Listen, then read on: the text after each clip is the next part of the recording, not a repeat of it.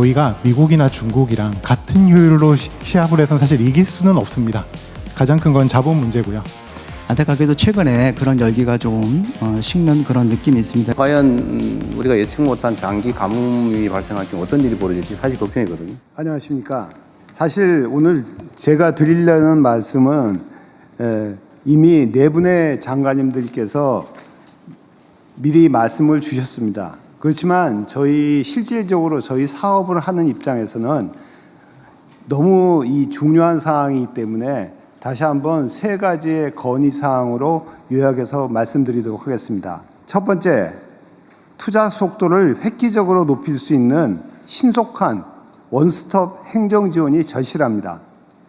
용인 국가산단을 포함하여 전담 부서가 이러한 절차를 한 곳에서 신속하게 처리해 주신다면 저희 기업이 더 빠르게 투자하고 사업 경쟁력을 제고하는 데 큰 힘이 될 것 같습니다. 두 번째는 국가산단은 국가의 인프라를 책임지고 조성해 주실 것을 건의드리겠습니다.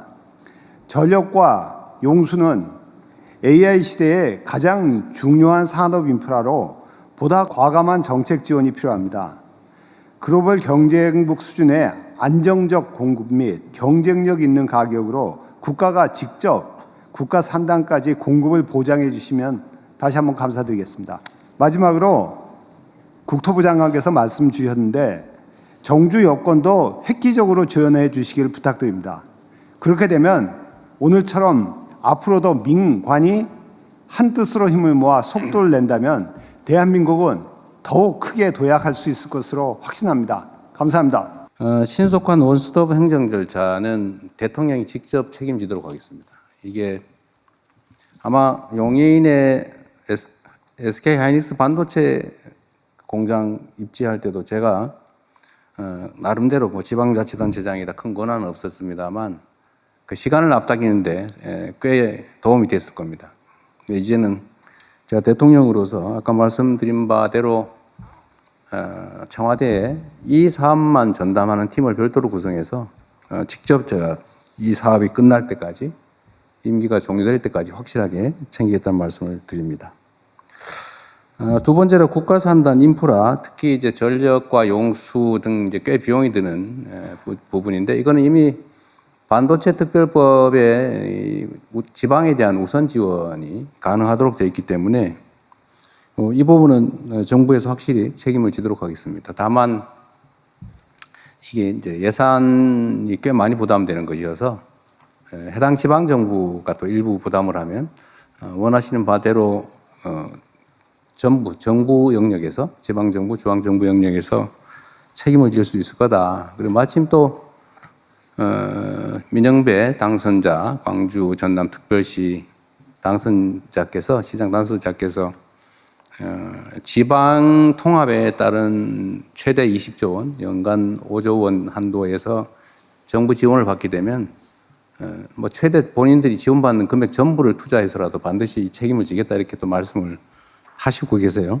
그래서 이 문제는 확실하게 저희가 책임지겠다 이 말씀드리고요. 전기요금 얘기는 이미 이제 특히 광주 전남으로 SK도 이제 옮기는 게 아니죠. 그 추가 공장을 설치하게 될 텐데 여기 전기요금 중에서 사실은 재생에너지 전기가 중요하잖아요.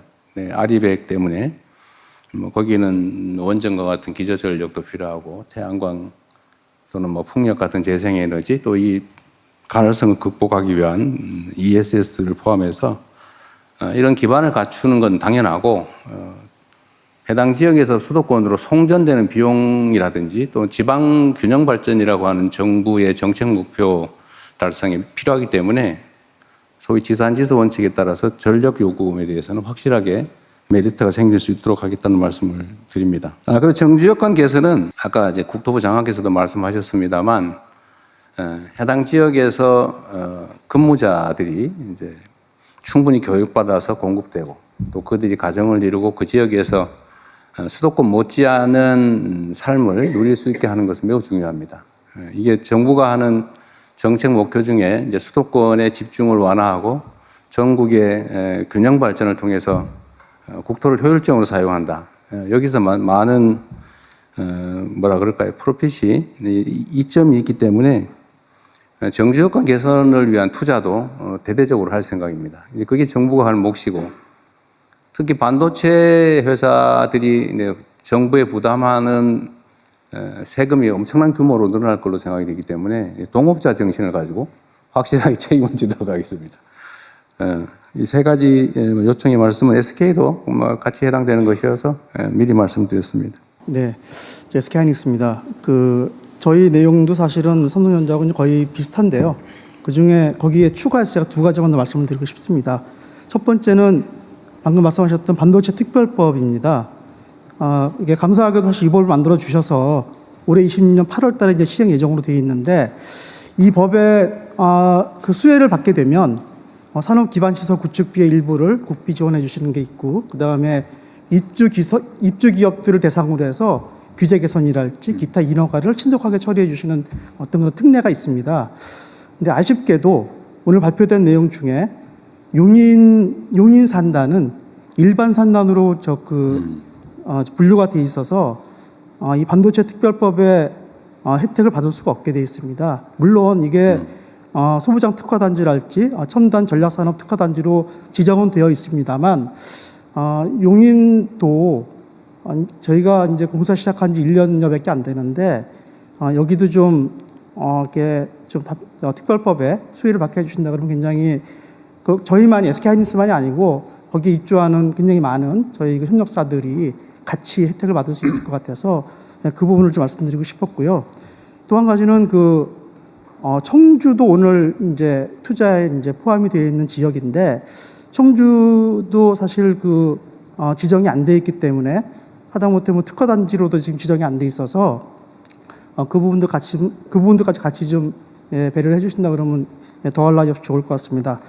두 번째는 사실 이것도 이미 다 준비를 해주셔서 약간 좀 중원본이 될 수 있을지 모르겠지만, 정주 여건 관련돼서 여러 가지 어떤 좋은 계획들을 가지고 계시고, 이렇게 어떤 굉장히 멋있는 그런 어떤 플랜이 있는데, 저희가 지방에 내려가게 되면 많은 협력업체와 같이 가게 될 겁니다. 그리고 이제 더군다나 젊은 인재들도 같이 많이 갈 텐데, 가장 우려되는 것은 어떤 주거나 문화도 있지만 이 교육 문제거든요. 그러니까 자칫하면 또 이제 주말 부부가 생길 수도 있고, 나는 지방에 있지만 우리 가족은 서울에서, 그러니까 그런 일이 안 생기려면 저희가 볼 적에는 굉장히 좋은 고등학교, 굉장히 좋은 초등학교, 중학교들이 있으면 굳이 서울 가지 않고 아니 수도권 가지 않고도 훌륭한 교육을 받을 수 있을 것이고, 그렇게 된다 그러면은 조기에 이렇게 좀 정착하는데 큰 도움이 될 것 같아서 말씀하셨던 내용들에 분명히 아마 포함되어 있을 것 같은데 다시 한번 강조를 드리고 싶었습니다. 이상입니다. 네, 확인 삼아 아니면 관계 부처의 지시 삼아 말씀을 한번 좀 드리도록 하겠습니다. 일반 산단에 해당되는 용인 SK하이닉스 클러스터는 사실 좀 억울할 거예요. 같은 지역의 산단인데 어디는 되고 어디는 지원이 안 된다, 이런 차이별이 있을 텐데, 일단 원론적으로 말씀을 드리면 이제 이 반도체 산업 자체에 대한 지원도 있어야 되고, 또 한편으로는 이제 지역 균형 발전 차원에서 새로운 이제 거점을 만드는 이 지원의 필요성도 있는데, 말씀드린 것처럼 새로운 거점을 만드는 것은 정말 이 대한민국 균형을 잡는 것이어서 그럼 전폭적으로 지원할 생각입니다. 아까 말씀드린 대로 기본적으로 100% 지원하는 것으로 이렇게 생각하고 있습니다. 근데 용인 산단 문제는 사실 현재 상태로는 이제 용수 공급이나 이게 아슬아슬하고 용수는 그래서 일반 뭐라 그럴까요? 생활 용수 이 사용과 거의 0.몇% 차이로 맞춰져 있는데, 그게 과연 우리가 예측 못한 장기 가뭄이 발생할 경우 어떤 일이 벌어질지 사실 걱정이거든요. 지금 기온 맞추긴 하는데, 근데 전력도 사실은 좀 무리하게 지금 설정되어 있고, 물론 그 문제도 저희가 이제 어차피 여기를 빨리 완공하고 또 지방에 또 거점을 만들어야 되기 때문에 동시에 추진하고, 수도권에 기존에 계획된 것은 신속하게 이제 건설한다는 게 이제 기업의 방침이기도 하고, 정부는 거기 전적으로 이제 지원을 할 생각입니다. 그래서 바람직하기로는 사실 이전의 결정이 좀 그런 점들이 고려됐으면 좋았을 텐데, 사실 이렇게 수요가 폭증하는 걸 그때 당시 예상을 못하고 요 정도면 되겠지, 수도권에 이미 갖추어져 있는 사이트에다 하는 게 좋겠다 이런 판단을 했던 것 같고, 정부도 뭐 거기다 최대한 맞춰보자 이렇게 얘기를 했던 것 같습니다. 그래서 이제는 방향이 좀 완전히 바뀌어서 두 가지를 동시에 이렇게 만들어 가기로 했습니다. 그래서 지방은 국가적 필요에 의해서 대대적인 지원을 한다. 이건 명백하게 방침으로 해야 될 테고요. 다만 용인 문제는 저희가 고민을 좀 해보겠습니다. 대신에 이미 이것도 뭐 예를 들면 SK 같은 경우는 45년까지 목표로 했던 걸 32년까지 앞당긴다 그랬던가요? 12년 당겼어요. 네, 12년 당겨서 33년, 35년, 47년이 35년이 되는 모양이군요. 그건 이제 국가적으로도 이익이 되는 문제여서 그 과정에서 생기는 예를 들면 토지 취득의 문제라든지 하여튼 어려움이 되는 점들은 제가 직접 좀 관할해서 최대한 신속하게 문제 해결을 해보도록 하겠습니다. 지원 문제는 좀 이 자리에서 확정적으로 말씀드리기는 좀 어려워서 또 지방에 투자하는 것도 고려해서 저희가 어느 정도의 지원과 협력을 할 것인지 행정적 지원은 뭐 당연히 해야 될 테고요. 다만 재정적 지원을 어느 정도 규모를 할지 과연 할지 말지 부분은 다시 한번 실무적 토론을 한번 해보도록 하겠습니다. 그리고 지방에 새롭게 만드는 생산 거점에 그야말로 정주 여건, 예를 들면 인력, 그러니까 뭐 인재, 수급 여건을 개선하는 건 정부가 해야 될 가장 중요한 일이고 사실은 그곳에 공장을 만드는 게 목표가 아니고 해당 지역에 사람이 많이 살게 하는 게 정부 정책의 목적입니다. 그러니까 그건 기업이 걱정 안 하셔도 일단 그 지역에서 일할 수 있는 자원을 충실하게 양성해내는 거 이건 어떻게든지 해낼 겁니다. 지금 사실은 뭐 상당 정도 갖춰져 있는데 조금만 그 지원하면 필요인지는 얼마든지 양성해낼 수 있을 것 같아요. 일각에서 호남에 인재를 구할 수 있겠느냐 뭐 그런 얘기를 하는데 사실은 수도권만 기회가 있으니까 다 몰려와서 그러지 거기도 충분히 인적 자원이 있죠. 잠재력이 있으니까 제대로 교육하고 희망을 주면 얼마든지 인재 양성은 가능할 거다 생각합니다. 주거 환경 개선이나 문화 인프라를 구축하는 거, 또 사실 보건 의료 인프라도 중요하거든요. 예를 들면 이런 문제도 정부의 재정 투자나 지방자치단체, 지방정부와 협력해서 확실하게 서울에 사는 거나 뭐 경기도 일대, 인천 일대 사는 것보다 오히려 여기가 훨씬 낫다 이런 생각이 들 수 있을 정도로 저희가 챙길 생각입니다. 대학도 마찬가지죠. 대학은 이미 뭐 서울대 10개 만들기, 거점 대학 육성 이렇게 해서 해당 지역에 대학에 대한 지원은 대폭 늘어날 거예요. 그래서 인재 양성이나 대학 지원은 문제가 없을 건데 이제 초중고가 사실은 큰 관심사죠. 젊은 노동자들이 과연 그 지역에서 아이들을 양육하면서 생활할 수 있겠느냐. 이게 최고의 관건인데 저희 정부의 현재 계획으로는 가능한 모든 방안을 다 동원한다. 예를 들면 특수한 형태의 뭐 교육 방식이나 이런 것들도 다 필요하면 도입할 수 있도록 하고 해당 지역이 지금 그 광역통합특별법에 적용을 받기 때문에 이런 예외적 조치가 상당 정도 가능하게 돼 있죠.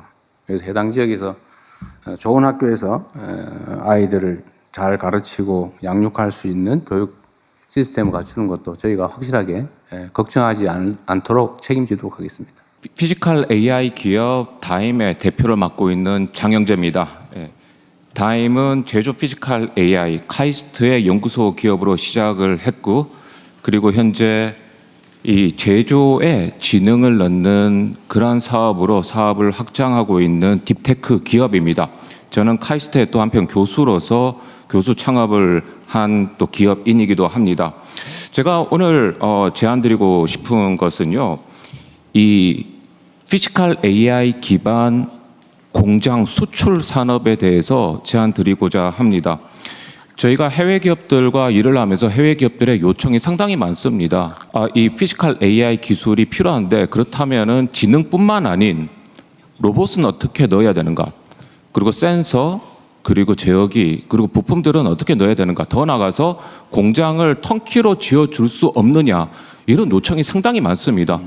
각자 도생의 세상에서 제조가 중요해지고 그러한 세상에서 제조 투자가 특히 피지컬 AI 기반의 제조 투자가 전 세계적으로 일어나는 이 시점에서 어떻게 보면은 피지컬 AI의 가장 현실적인 성장 모델, 산업 모델은 피지컬 AI 기반 공장 수출이 아닐까 합니다. 네. 사실 저희는 이 카이스트에서 국내 기업들 피지컬 AI 기반 공장 자동화를 구축하는 기술들, 로봇, 센서, 통신 장비, 액추에이터, 국내 기업들로 구성된 팀 코리아를 구축해서 이미 플랫폼을 완성해서 가능성을 입증했습니다.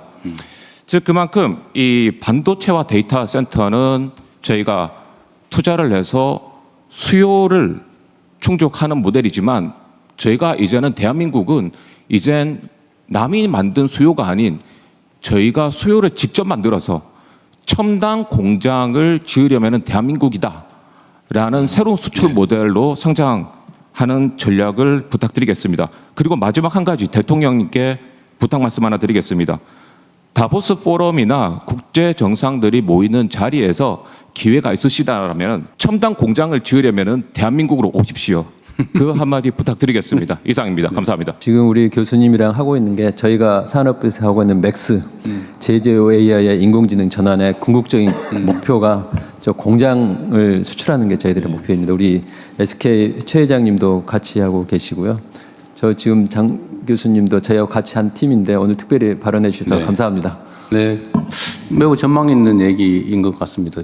제가 삼성하고 SK 반도체 공장을 몇 번 가봤는데 이걸 예를 들면 우리가 작은 시야로 그 안에 들어가서 봐서 그렇지 사실 밖에서 멀리서 보면 고정된 사이트이긴 하지만 거기서 뭔가를 이렇게 집어넣으면 뭔가 상품이 자동으로 이렇게 나오는 뭐 다른 아이를 낳는 것 같은 그런 느낌이잖아요. 그런 게 들었는데 그걸 통째로 만들어서 수출하자면 그런 얘기 같아요. 개념으로 따지면. 네, 맞습니다. 네, 좋은 아이템인 것 같습니다. 네, 안녕하십니까. 솔브레인 대표 박영수입니다. 저는 반도체 소부장 현안에 대해서 몇 가지 좀 말씀을 드리려고 합니다.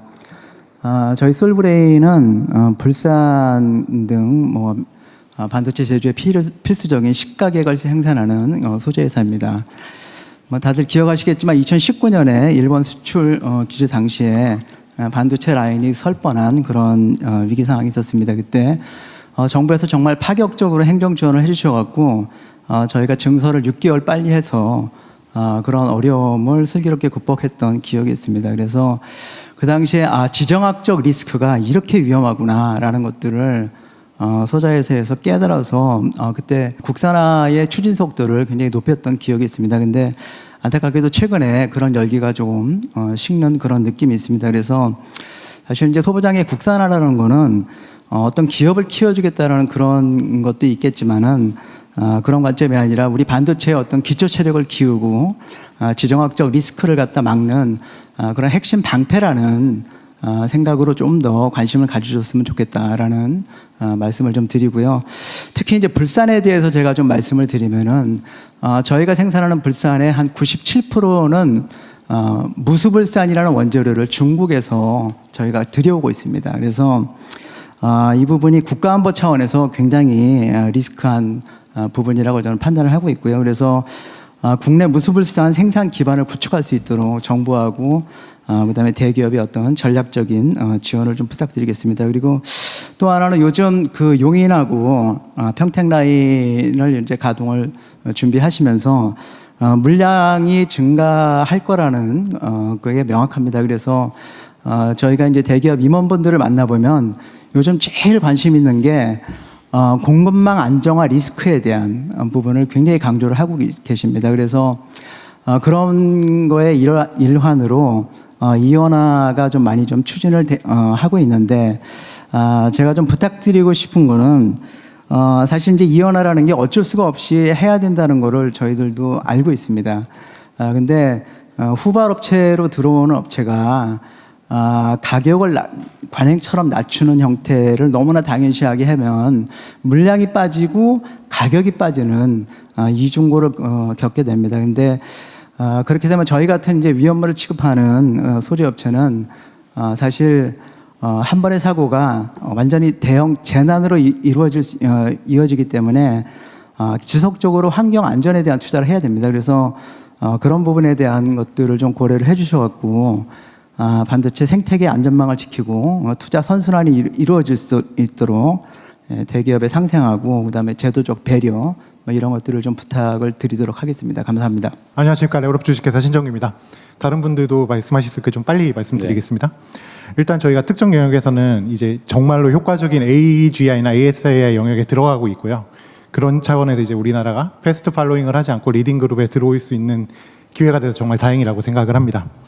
그런데 저희가 미국이나 중국이랑 같은 효율로 시합을 해서는 사실 이길 수는 없습니다. 가장 큰 건 자본 문제고요. 그렇기 때문에 저희가 자본의 한계를 인정을 하고 그거를 커버치는 정책을 만들어야 된다고 생각이 드는데요. 예를 들면 저희가 AIDC를 건설을 한다. SK에서 이제 큰 AIDC를 만든다고 하면 3천억을 들여서 만들었는데 하루 놀면은 하루에 이제 10억씩 날아가는 엄청나게 감가상각이 큰 비즈니스고, 이런 비즈니스는 수요와 동시에 공급을 어떻게 이 두 가지의 밸런스를 맞추느냐가 굉장히 큰 핵심이 됩니다. 근데 저희가 사실은 아직 이렇게 많은 좋은 분들이 모여있지만 잘 모릅니다. 우리나라가 얼마나 빨리 에너지 수급이 가능한지, 예를 들면 어느 정도의 속도로 우리가 태양광을 깔 수 있는지 잘 모르죠. 그 다음에 GPU가 뭐 엔비디아도 있지만 NPU가 필요하다. 그럼 우리나라가 도대체 어느 정도의 속도로 NPU를 보급할 수 있는지, 예를 들면 우리가 지금 10만 장이 당장 필요하다. 그러면 10만 장을 수급할 수 있는지도 모르고요. 그 다음에 무슨 모델을 만들어서 어떻게 서비스를 해야 할지, 그러니까 이렇게 만든 데이터 센터에서 실제로 서비스를 직접 돌려야 이윤이 나지, 안 그러면 사실 해외 업체한테 데이터 센터 지어주는 꼴밖에 안 되거든요. 그럼 실제로 어떻게 비즈니스 모델을 만들 것인지, 결국 이 모든 것들이 AI라는 산업을 두고서 파이프라인을 만들어야 되는 일이 되는데, 이게 사실은 굉장히 비효율적일 수밖에 없습니다. 아까 직접 대통령님께서 이러한 종류의 정책을 전부 다 그립을 지고 가시겠다고 했기 때문에 드려보는 말씀인데, 여기서 어떤 파이프라인을 만들었을 때 지연이 발생을 하거나 아니면 계획과 조금 엇나가는 것들이 생각을 하면, 그런 경우를 가정을 하면 모든 파이프라인의 주체들이 다 조금씩 지연이 되게 되고요. 결국 이거는 자본이 로스되는, 그러니까 자본이 잃어버리는 형태로밖에 나타나지 않게 됩니다. 그래서 좀 고려해 주셨으면 하는 거는, 이런 파이프라인을 설계를 할 때 최대한 이 시장에 맡기되 그 시장에서 각각 발생하는 모든 주체들의 조율 역할을 잘 해주셔서, 이런 어차피 우리나라가 그렇게 많은 자본이 있는 나라가 아니니까 이 자본의 효율성을 최대화하고 최적화할 수 있도록 신경 써 주셨으면 좋겠습니다. 네. 어쨌든 그런 문제가 이제 현실적 장애가 되지 않도록, 만약에 지휘탑을 만들게 되면 해당 공무원뿐만 아니라 관련 업체에서도 함께 논의할 수 있는 기회를 만들려고 하니까요. 뭐 필요할 때 얼마든지 얘기하셔도 될 것 같습니다. 수자원공사 사장입니다. 최근에 산업용수 부족에 대한 우려를 하신 분들이 일부 계셔서 말씀드리겠습니다. 저희들이 서남권에 확보하고 있는 댐 중에서 현재 여유량하고 일부 조정량을 하면 40만 톤에서 50만 톤 정도 됩니다. 현재 상태로? 예, 현재 상태로 저희 수자원공사만 단독으로 공급할 수 있는 물량이, 그리고 수계를 일부 조정하거나 전환해서 일부 확보할 수 있는 물량이 있고요. 그리고 타 기관, 그러니까 지자체가 가지고 있는 댐, 그리고 발전용 댐, 그리고 농업용 댐을 활용을 하면 충분히 30만 톤 이상 활용이 가능합니다. 그래서 또 최근에 이스라엘이나 싱가포르 등에서도 하수 제용을, 이스라엘 같은 경우 70% 이상 활용을 합니다. 그래서 하수 제용만 해도 광주 하수 처리장이 60만 톤 일일 되거든요. 그 중에서도 충분히 확보할 수 있는 물량이 있고요. 그리고 필요하면 기부하고 협의해서 댐 증고를 일부 하면 또 추가 여유량을 확보할 수가 있습니다. 그래서 이 자리에서 분명히 말씀드리지만 서남권의 용수 공급에는 차질이 없도록 하겠다. 그것은 기부하고 협의해서 수자원공사에서 확실히 책임지겠다. 그리고 데이터 센터 같은 경우에는 반도체 팬만큼 용수가 좀 들어가지는 않습니다. 그래서 그 문제도 전국에 어디에 지금 계획한 대로는 하등 차질이 없다, 이런 말씀을 드리고, 그래서 이 자리에서 대통령님 계신 데서 말씀을 드리는데, 용수 문제는 수자원공사가 확실히 해결할 테니 용수 문제는 걱정을 하시 마셔라, 이런 말씀을 드리고 싶습니다. 현재 상태로도 그러니까 조정 없이 35만 톤, 조금 조정하면 65만 톤. 예, 지금 그 반도체 다른 기관까지 하면 100만 톤 정도. 예, 충분합니다. 네, 알겠습니다. 예. 자꾸 그런 문제 제기를 하니까 걱정이 돼서 하신 말씀 같아요. 예, 충분히 가능할 것 같습니다. 네, 기회 주셔서 감사합니다. 저는 피지컬 AI 파운데이션 모델 만들고 있는 리얼월드 대표 류중이라고 합니다. 오늘 뭐 여러 가지 굉장히 굵직한 발표들이 나왔는데 우리가 LLM에서 겪은 것처럼 결국은 그 만들어진 휴머노이드를 동작하고 공장에서 일하게 하는 것은 파운데이션 모델입니다. 그런데 이 피지컬 AI 파운데이션 모델은 LLM보다 만들기가 훨씬 어렵습니다. 왜냐하면 언어 모델은 웹에 있는 언어 데이터를 이용해서 쉽게 개발할 수 있는 반면에 피지컬 AI는 공장에서 사람들이 일하고 있는 데이터부터 모아야 됩니다. 또 그렇기 때문에 우리나라가 또 경쟁력이 있다고도 생각합니다. 그런데 현실은 그런 수많은 레이어에 있는 기업들, 그러니까 데이터를 모을 수 있는 강소기업들이라든가 대기업들, 그리고 저희처럼 모델을 만들 수 있는 회사들, 또 컴퓨팅을 제공할 수 있는 회사들이 다 각자의 영역에서 어렵게 일을 하고 있습니다. 그래서 이런 회사들을 연합군으로 만들어서 진짜 어벤져스를 만들어서 원탑을 찍어야 되는데요. 좋은 소식을 하나 말씀드리면 저희가 최근에 오픈소스로 공개한 저희 파운데이션 모델이 엔비디아를 이기고 전 세계 1위를 했습니다. 그래서 그런 그 여러 벤치마크에서 모든 성능 평가에서 저희가 1위를 했는데 저희가 뭐 만들어진 지 2년밖에 안 된 스타트업인데도 그런 결과를 낼 수 있다면 이 초격차를 저희가 원팀으로 전 세계에서 앞으로도 계속 주도할 수 있지 않을까. 그 LLM 같은 경우에는 독자 파운데이션 모델이라는 프로젝트를 통해서 우리가 빠른 시일 내에 글로벌 3강을 이뤘습니다. 근데 이제 피지컬 AI 같은 경우는 저희 회사가 이미 전 세계에서 1등을 한번 찍어봤기 때문에 이 연합군이 만들어질 수만 있으면 이 1위를 계속 수성할 수 있고 초격차를 만들어낼 수 있을 거라 생각합니다. 그래서 제가 제안드리고 싶은 거는 이 피지컬 AI 분야에 있어서도 독자 파운데이션 모델처럼 우리가 서로 민간이 합심해서 연합군을 만들고 또 정부가 지원하는 그런 강력한 생태계를 만들어 주셨으면 하는 바람으로 제언을 드립니다. 로보월드가 굉장히 좀 현실적으로 지금 피지컬 AI 파운데이션 모델 잘 만들고 있고 나름 세계 수준에 도전을 했지만 더 높은 목표가 필요합니다. 아까 제가 발표 자료에서 말씀드렸다시피 더 많은 데이터가 모아져야 되고 그런 측면에서 연합군이 필요하고 아까 말씀드린 대로 산학연 원팀을 구성해서 피지컬 AI 강국이 될 수 있도록 저희가 준비하도록 하겠습니다. 안녕하세요. 휴머노이드 기업 이끌고 있는 A로봇 엄민솔입니다. 아까 리얼월드 대표님께서 말씀하신 것처럼 사실은 피지컬 AI에 있어서 로봇 기업으로서 저희가 제일 필요한 거는 사실은 러 데이터입니다. 그러니까 실제 작업 현장에서 일하시는 분들의 동작을 원시 데이터로 취득을 하는 게 저희로서는 굉장히 필요합니다. 문제는 저희 회사가 그러니까 저희 회사가 취득하는 데이터랑 예를 들어서 뭐 다른 로봇 기업이 취득하는 러 데이터의 형식이 프로토콜이 다르기 때문에 그게 이렇게 일종의 기준이 잡혀 있지가 않습니다. 그런 상황에서 막대한 양의 데이터를 취득을 한다는 게 사실 끝없이 어려운 일이거든요. 그래서 약간 덜 익은 아이디어지만 아이디어 하나를 좀 내보고 싶은데요. 사실은 우리가 사는 세상에서 제조가 아닌 건 아무것도 없습니다. 요리사가 요리를 해도 제조고요. 그 다음에 조선소에서 용접을 해도 그거는 손으로 만들어내는 모든 것은 데이터가 됩니다. 그렇기 때문에 예를 들어서 뭐 저기 성수동 구두골목에서 일을 하는 자영업자 사장님이 계시다고 한번 가정을 해보겠습니다. 그러면 그분한테 에고센트릭 방식으로 데이터를 취득하는 것을 교육을 하는 겁니다. 에고센트릭은 어려운 게 아닙니다. 그 가슴팍에 그 바디캠을 장착을 하는 거거든요.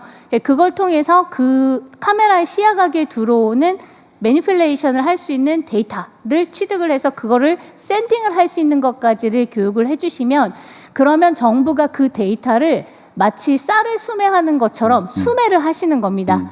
그러고 나면은 그 큰 데이터 센터에다 모아두시고 대한민국 그 기업들이 혹은 뭐 대학이나 연구소가 사용하겠다라고 하면은 한국에서 딴 데이터니까 그거를 누구나 자유롭게 액세스를 해서 쓸 수 있게 해주시면은 데이터의 표준도 세울 수가 있고요. 누구에게나 사실은 데이터를 따서 그거를 돈으로 환원할 수 있는 추가 수입을 얻을 수 있는 정책이 됩니다. 제가 알기로는 그 인공지능 초과 세수가 굉장히 많이 들어왔다라고 하는데 그거를 사회 구석구석으로 보내시는 게 정책이시잖아요. 그럼 이런 식으로 해서 모두에게 데이터를 사드릴 수 있고 그거를 또 누구나 쓸 수 있게 해주시면 어떨까라는 아이디어 한번 내봅니다. 네, 로보티즈 대표 김병수입니다. 간단하게 저희 중소기업들이 겪고 있는 애로점 공통적인 사항 한 가지만 좀 말씀드리고 싶은데요.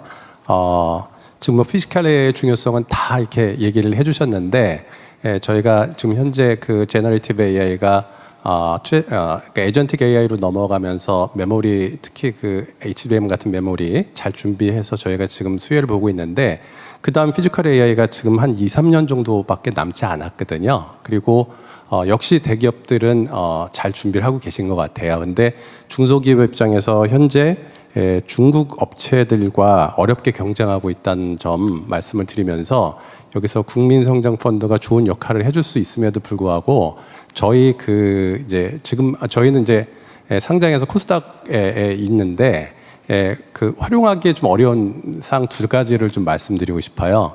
첫 번째는 국민성장펀드는 비상장에는 투자를 하지만 상장업체에는 대출로서 지원을 합니다. 그래서 CB나 BW 같은 사항이 있기 때문에 오히려 이게 역차별이 되고요. 그리고 또 50%도 민간이 또 부담을 해야 되기 때문에 민간 투자 쪽에서요. 근데 그런 것들을 잘 이제 어우러서 받을 수 있으려면은 일단 코스닥에 들어가 있는 업체들은 굉장히 어려움이 있습니다. 그래서 그 두 가지를 해결해 주신다면 물론 이제 투자 대상 기업에 대한 철저한 검증이 먼저 있어야 될 겁니다. 근데 그 검증을 해 주시고 그 다음에는 그런 두 가지의 그 어려움을 좀 해결해 주시면 피지컬 AI 기업으로서 굉장히 그 경쟁력을 확보하는 데 도움이 될 것 같습니다. 안녕하십니까. 저희 앨리스는 그 AI 풀스택 기업으로 AI 인프라 구축을 하는데 모듈형 데이터 센터를 하고 있습니다. 아까 방금 말씀하신 것처럼 모듈형 주택이 있듯이 서버 반도체도 집이 필요한데 그 집을 모듈형으로 짓고 있습니다. 그리고 저희가 최근에 이제 국가 GPU 사업에 참여하고 있는 상황에서 이번에 국가 사업 외에 민간의 수요를 저희가 맞추기 위해서 호남 지역의 모듈형 데이터 센터 구축을 시작을 했습니다. 그래서 연내에 다 구축할 예정이고요. 이 현장에서 AI 인프라가 이제 필요한 것은 어떻게 보면 반도체만은 아닙니다. 그러니까 GPU와 NPU를 가동할 데이터 센터가 지금 적지시에 제공이 돼야 되는데 3년이 걸립니다. 근데 지금 당장 필요하기 때문에 이 3년 동안의 시간 안에 모듈형으로 구축해서 연구기관이나 기업들한테 굉장히 빠르게 제공할 수 있다는 점 말씀드리고 싶고요. 그리고 추가적으로 클라우드 기술이 굉장히 중요합니다. 그래서 데이터 센터는 물리적인 공간이고 클라우드는 가상화된 공간인데 그 클라우드 기술이 국내가 좀 취약해서 이 부분에 대한 추가적인 연구가 굉장히 중요합니다. 그래서 이제 대통령님께서 말씀 주신 어떻게 보면 5만 장 빨리 구축해서 운영해야 된다라고 하신 부분을 정말로 전력과 인허가 금융 지원이 전폭적으로 지원이 되면 저희 같은 경우는 정말 연내 그리고 내년에 5만 장을 구축해서 운영할 수 있는 모듈형 데이터 센터 기반이 마련됐다고 말씀드리고 싶고 그걸 꼭 도전해서 구축을 완료하고 싶습니다. 감사합니다.